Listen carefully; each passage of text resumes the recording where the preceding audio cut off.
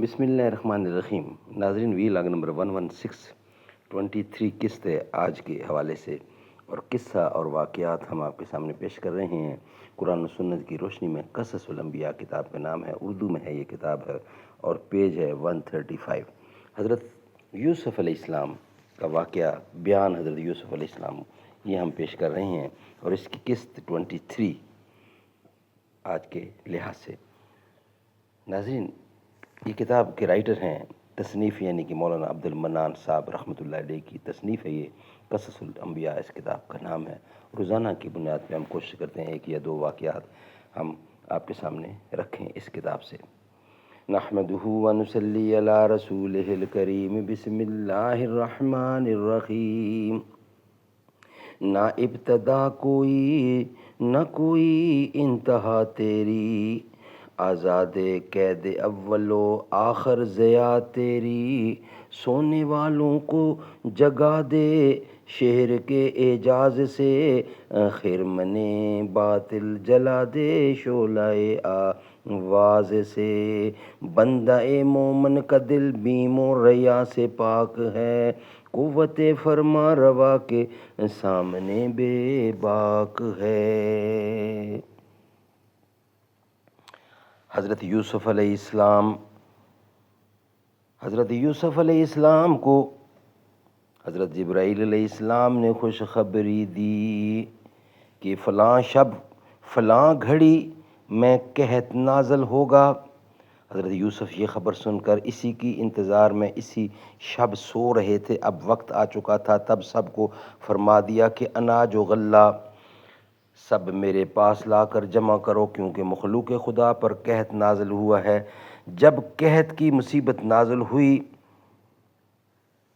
تب خلائق شہروں کی مصر کے پاس آ کر حاضر ہوئی مخلوق، اور اپنی زبانوں میں فریاد کرنے لگی، الجو الجو۔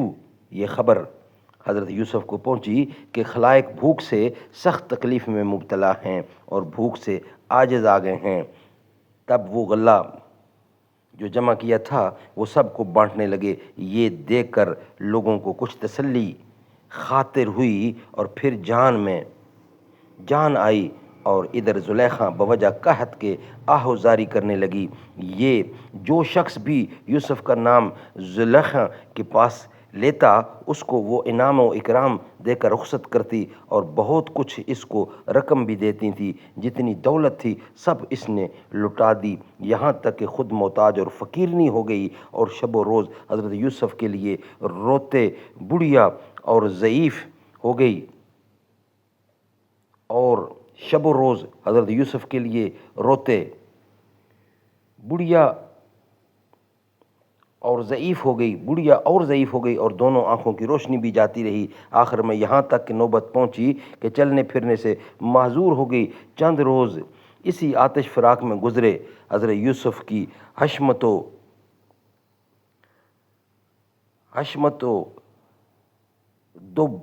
دبدبہ حضرت یوسف کی حشمت و دبدبہ بادشاہی کا اس قدر تھا کہ جس وقت حضرت یوسف گھوڑے پر سوار ہو کر نکلتے تھے تو 40,000 جوان مسلح پوش اور 4,000 جوان کمر بند زریں اور 1,000 صاحب ہوش مند ان کے ہمراہ چلتے تھے۔ خبر ہے کہ ایک دن حضرت یوسف علیہ السلام سوار ہو کر سیر کرتے ہوئے مرض الہی سے اس راستے سے گزرے، یعنی مرضی الہی سے، اللہ تعالیٰ کی مرضی سے اس راستے سے گزرے جس راستے پر زلیخا تھی۔ لونڈیوں نے ان کو دیکھ کر زلیخا کو جا کر خبر دی کہ اے زلیخا، آج یوسف یہاں آئے ہوئے ہیں۔ یہ سنتے ہی زلیخا بے تحاشا دوڑی ہوئی آئی اور حضرت یوسف کو پکارنے لگی، اے کریم ابن کریم ذرا تو ٹھہر جا، اے کریم ابن کریم ذرا تو ٹھہر جا، اور اس ضعیفہ کا کچھ حال و زار، اور اس ضعیفہ کا کچھ حال زار تو سن لے۔ حضرت یوسف نے یہ سن کر فوراً اپنا گھوڑا وہیں روک لیا اور بولے کہ اے زلیخا، یہ کیا حال ہے تیرا؟ کہاں ہے وہ حسن و جمال اور خوبی تیری بولی کہ تیرے عشق نے برباد کر دیا۔ اس کے جواب میں حضرت یوسف نے فرمایا کہ ابھی تک وہی عشق تیرا موجود ہے۔ وہ بولی کہ ہاتھ کا چابک میرے منہ کے پاس لا کر ذرا دیکھ۔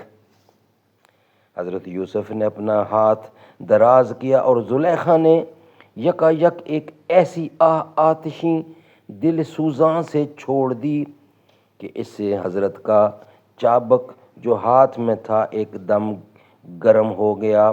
مارے تپش کے حضرت یوسف نے اس چابک کو اپنے ہاتھ سے زمین پر چھوڑ دیا۔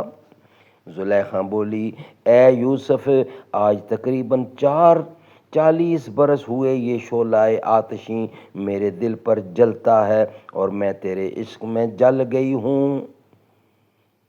دیکھا ذرا شعلہ آتش میرے دل کا تجھے برداشت نہ ہو، دیکھ ذرا شعلہ آتش میرے دل کا تجھے برداشت نہ ہو، اور فوراً ہی اپنا چابک زمین پر ڈال دیا۔ اے یوسف، میں کیوں کر تیرے شب و روز یہ پیچ و تاب کھاتی ہوں، یہ پیچ و تاب کھاتی ہوں، کیوں کر یوسف میں کیوں کر شب و روز یہ پیچ و تاب کھاتی رہوں۔ حضرت یوسف رحم کھا کر اور یہ حال تباہ زلیخا کا دے کر اپنے گھوڑے سے اتر پڑے اور وہیں زمین پر بیٹھ کر بولے کہ اے زلیخا، تو میرے خدا پر ایمان لے آ۔ یہ کہتے ہی زلیخا فوراً مشرف با اسلام ہوئیں۔ یہ کہتے ہی زلیخا فوراً مشرف با اسلام ہوئی۔ پھر حضرت یوسف نے فرمایا کہ اے زلیخا، بتا کہ تو کیا مانگتی ہے؟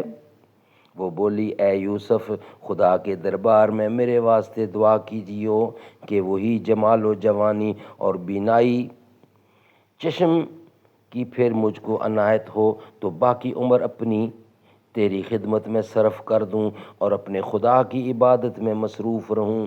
یہ سن کر حضرت یوسف نے اپنے سر کو نیچا کر لیا اور کچھ دیر تأمل میں رہے۔ اسی وقت وحی نازل ہوئی کہ اے یوسف، تو کیا مانگتا ہے؟ مانگ، تیری ہر دعا قبول ہوگی۔ تب حضرت یوسف نے 2 رکعت نماز شکرانہ کی ادا کی اور پھر سجدے میں چلے گئے اور کافی دیر تک خداوند قدوس سے دعا مانگی۔ ابھی آپ نے اپنا سر سجدے سے اٹھایا نہ تھا کہ زلیخا نے آواز دی کہ اے یوسف، اپنا سر اٹھاؤ، اے یوسف اپنا سر اٹھاؤ، سجدے سے جو تم نے چاہا تھا وہ حاصل ہو گیا۔ ان کے کہنے سے حضرت یوسف علیہ السلام نے اپنا سر سجدے سے اٹھا کر زلیخا کی طرف دیکھا تو دیکھتے کیا ہیں کہ صورت جوانی اور بینائی چشم اسے خدا نے عنایت فرمائی ہے۔ زلیخا نے جب اپنی صورت کو آئینے میں دیکھا تو خدا کا شکر بجا لائی اور پھر ایمان میں ترقی بھی ہو گئی، اور پھر حضرت یوسف کی طرف خیال نہ کیا اور چلی گئی۔ ان کے جانے کے بعد حضرت یوسف فرمانے لگے اے زلیخا، تم کہاں جاتی ہو مجھے چھوڑ کر؟ وہ بولیں کہ جس نے یہ شکل و صورت و بینائی چشم کی مجھ کو بخشی ہے، اس کو چھوڑ کر ناحق یوسف سے کیوں اپنے کو برباد کروں، اور مجھے چاہیے کہ میں اسی پر خیال کروں۔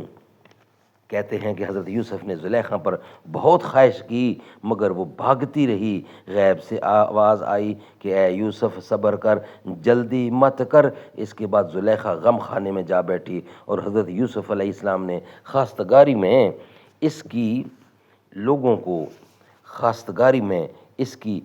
کو بھیجا۔ حضرت یوسف نے خواستگاری میں اس کی لوگوں کو بھیجا لیکن وہ قبول نہیں کرتی تھی۔ تقریباً 40 روز اسی طرح پر گزرے کہ اسی 40 دن کے اندر حضرت یوسف نے اتنا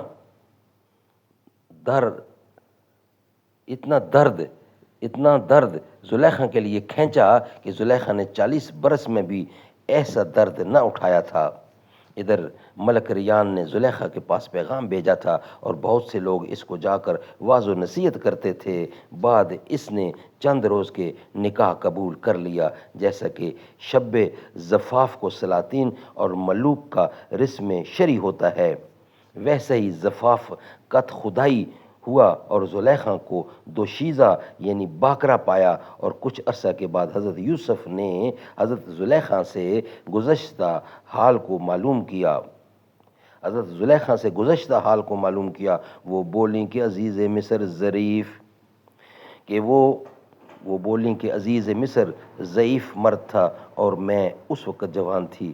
جو کام زن و شوہر کا تخلیہ میں ہوتا ہے وہ میرے اور عزیز مصر کے بیچ نہ ہوتا تھا۔ اور دوسری روایت میں یوں آیا کہ خدائے تعالی نے حضرت یوسف علیہ السلام کے لیے زلیخا کو بچا کر رکھا تھا، اور اس لیے ایک شیطان آ کر اللہ کے حکم سے عزیز مصر اور زلیخا کے درمیان سو رہتا تھا، اور عزیز مصر کو یہی معلوم ہوتا تھا کہ وہ زلیخا ہے، اور وہ کچھ کر بھی نہیں سکتا تھا۔ بس حضرت یوسف علیہ السلام اور زلیخا نے مل کر اپنے گھر کو بنایا اور رہن سہن شروع کر دیا۔ سبحان اللہ۔